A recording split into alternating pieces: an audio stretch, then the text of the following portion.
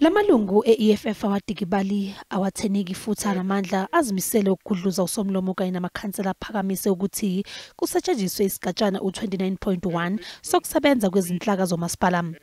Lamalungu ahlale ngaphakathi emkhandlweni ase ebhalela umphathi wedolobha enxusa ukuthi umkhandlu uphinde uhlale. Umphathi uvumileke ukuthi ubanje umhlangano yize i-Action SA inqume ukuphuma emhlanganweni womkhandlu. We note the departure of Action SA.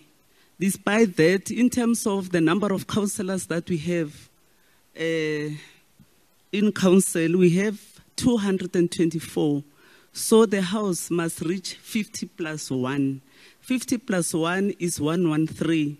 In terms of the number of councillors that we have today now, we are 126. Therefore, we do form a quorum. I-EFF isithathile ke isikhundla sikasomlomo umkhandlweni wase-ekuRhuleni. U-Nthabiseng Tshivenga nguyena oqokwe njengosomlomo. Lokhu kungenza kube nesinye isiphakamiso sokuvotela isiphakamiso sokungabethembi ubuholi bemeya ekuRhuleni uTanya Campbell.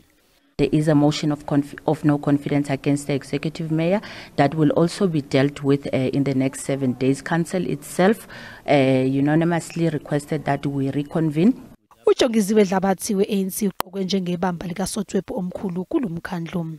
Lesikhundla ubesibanga noKhetha Shandu wase edla umhlanganiso ke uDlabathi. uShandu no-Raymond bebhekene nesiphakamiso sokungathenjwa kobuholi babo.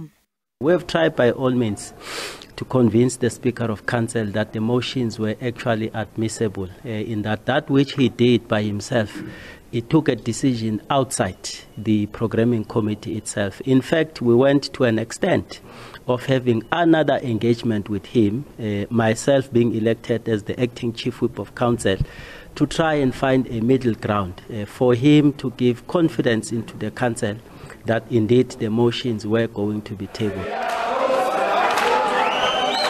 Kulindele ukuthi umkhandlu uhlangane esikhathini esiyisonto esizayo.